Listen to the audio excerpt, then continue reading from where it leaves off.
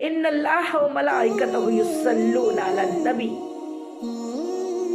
صلو یعنی سلام ہوتا ہے، اللہ نے سلام بھیجا ہے اپنے نبی پہ،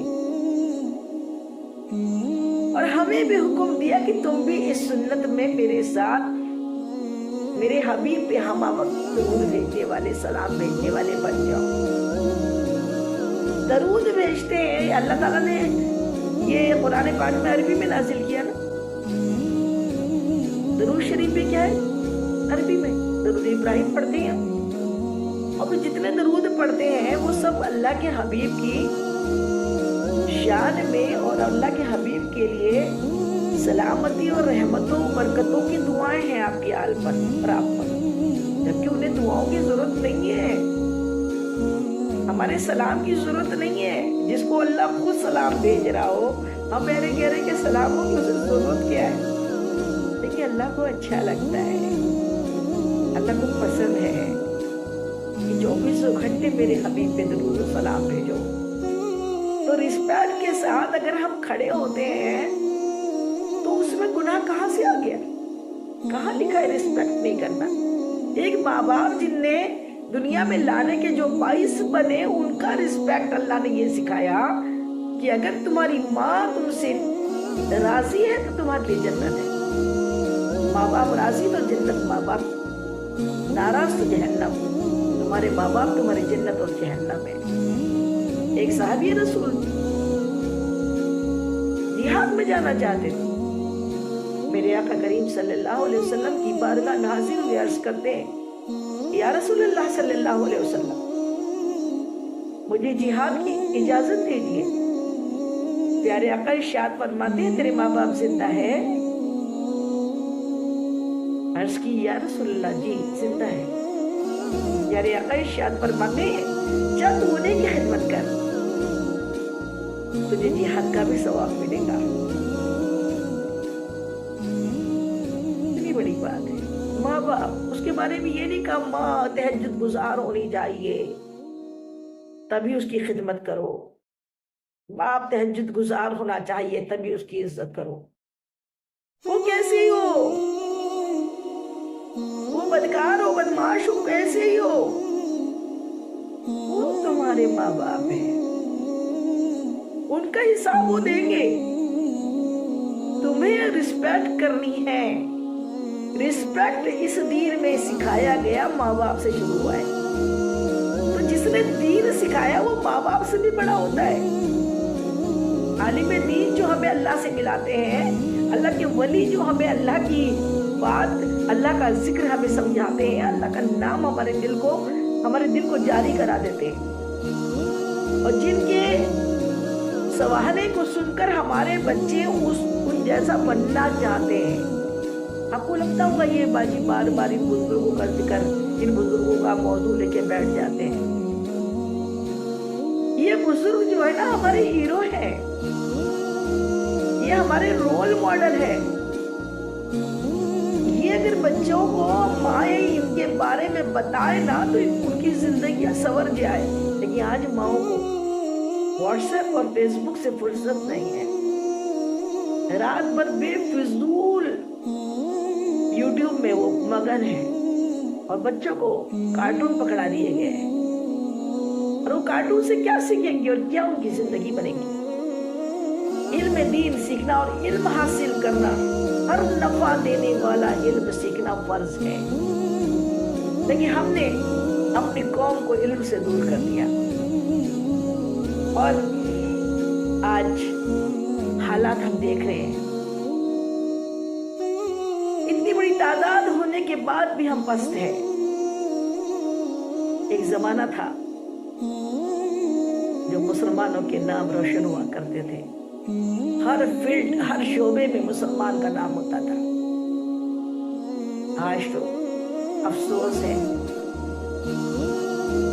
مسلمانوں کے حالات دیکھ کے لگتا ہے یہ مسلمان ہیں جنہیں علم کچھ نہیں ہے، علم سے سروکار نہیں۔ تو بات کر رہے تھے کہ کیا فرشتے کم پڑ گئے جو ابھی بھی ولیوں سے بغض رکھنے والے بہت ہیں؟ تو بات یہ ہے کہ نااہل کو علم نہیں دیا جاتا، عشق نہیں دیا جاتا، نااہل کو اللہ کی محبت کا نور نہیں ملتا۔ سمپل سی مثال ہے، ہم دودھ گرم کرتے ہیں، برتن پاک ہو، صاف ہو، اچھی طریقے سے دھلا ہوا ہو تو اس میں دودھ ڈالتے ہیں، پھر دودھ گرم کرتے ہیں۔ یہ گندے سندے مرچ مسالے والے برتن میں دودھ گرم کر لیتے ہیں۔ جہاں مرچ مسالے ہوں گے اس میں اگر دودھ ڈالا جائے گا تو دودھ تو خراب ہو جائے گا، پھٹ جائے گا۔ اسی طریقے سے جن کے دل اللہ کے عشق میں ہے، صاف و شفاف ہے، جن کے دلوں کے اندر کوئی مرچ مسالے، حسد اور جلن، اڑھن نہیں ہے، بغض نہیں ہے، ان کے دلوں میں فرشتے اللہ کی محبت کا نور ڈال دیتے ہیں، اور پھر وہ اللہ کی ولیوں وہ اپنا رول ماڈل بناتے ہیں۔ صراط الذین انعمت علیہم، ان لوگوں کا راستہ ملے ہی نہیں، لوگوں سے تو راستہ کہاں جانو گے، اور راستہ جب کوئی رہبر نہ ہو تو راستہ بھٹک جاتے ہیں۔ رہبر ضروری ہے، اگر رہبر نہیں ہے تو پھر راستہ ابلیس والا ہوتا ہے، صراط المستقیم والا نہیں ہوتا۔ ڈائریکٹ ہی بولتے رہے تو پھر کون کہاں جائے گی؟ ہمیں تو صرف نہیں معلوم، جانا مدینہ تک پہنچ کے کہیں انڈونیشیا۔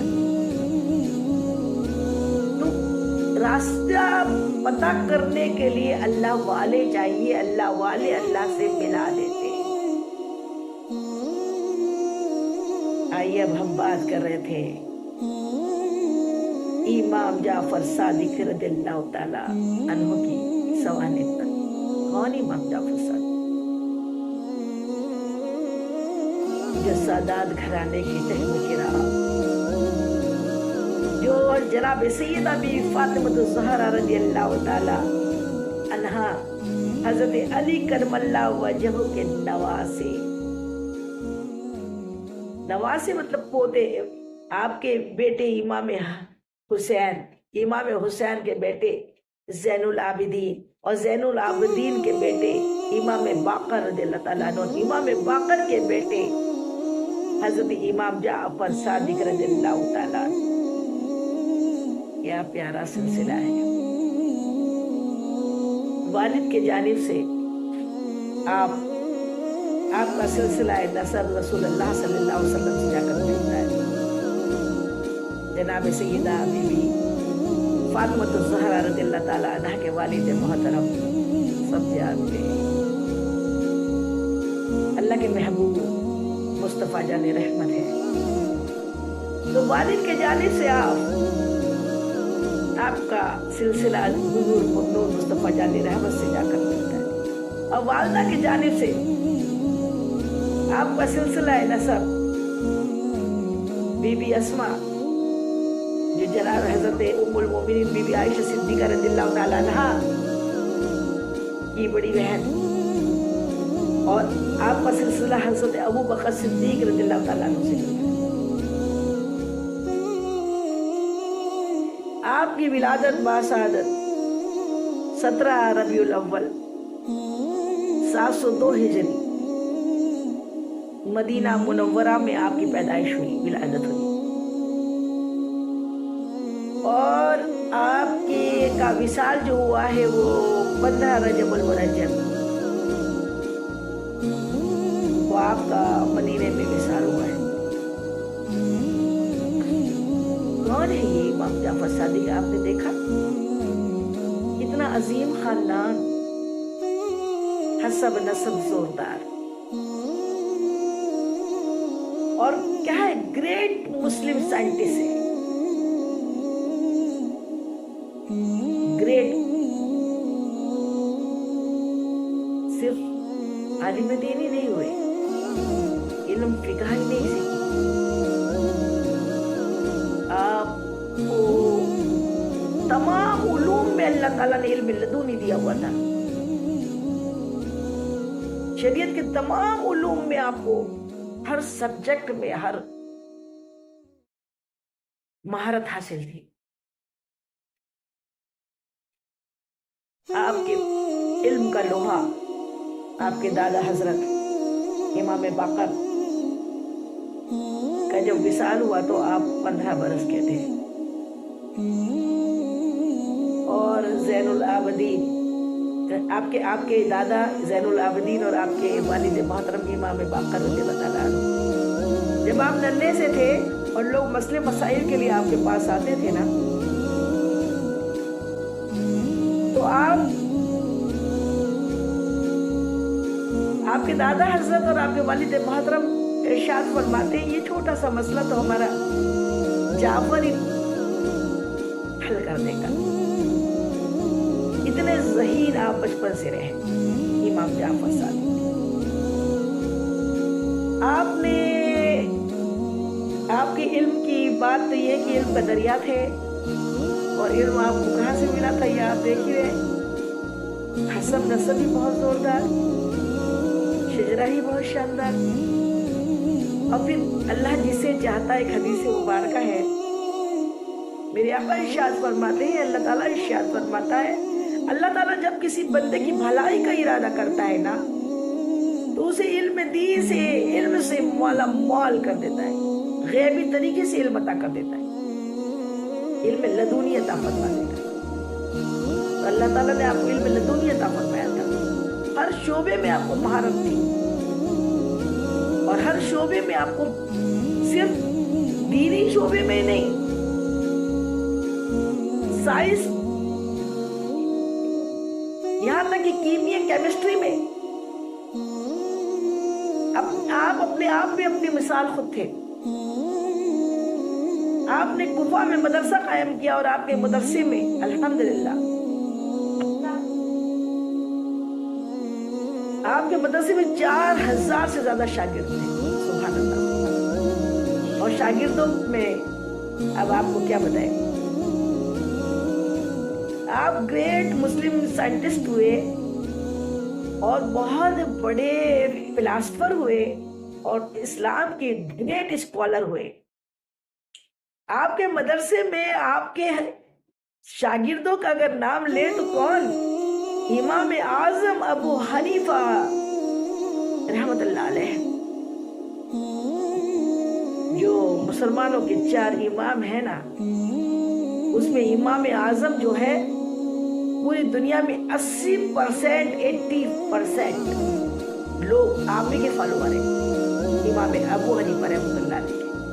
اور امام ابو حنیفہ رحمۃ اللہ علیہ حضرت امام جعفر صادق رضی اللہ تعالیٰ عنہ کے شاگرد رہے۔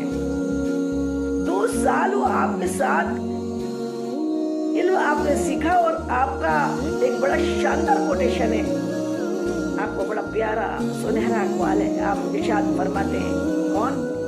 امام اعظم، کہ اگر میں امام جعفر صادق رضی اللہ تعالیٰ عنہ کا شاگرد نہ ہوتا